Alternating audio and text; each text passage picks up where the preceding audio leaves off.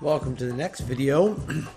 In this video we're going to talk about Kaufman and Goodhart's use of the non-racism framework and some other elements.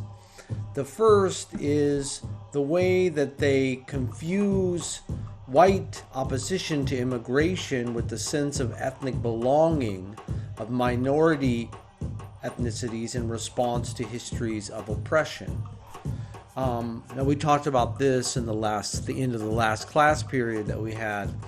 but the idea is that Kaufman and Goodhart talk about notions of white pride as if they were the same thing as black pride, Latina pride, Native American pride, Asian American pride, that all sort of pride in one's race in an attempt to kind of protect it from incursion and change of demographics is the same, right?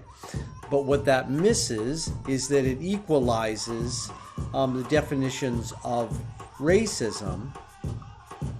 where all groups are equally affected by it, and then claim that the interest of white people concerned with immigration is to shield themselves from cultural, social, and economic incursion, and that this is not racism.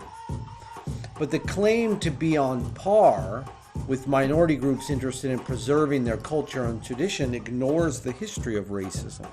because the reason there needs to be a black pride, a Native pride, an Asian American pride, Latina pride, and so on, is because the structure of race is such that those identities are seen as negative and oppressed because of their less than status in the hierarchy of race. So the idea that white pride is the same as black pride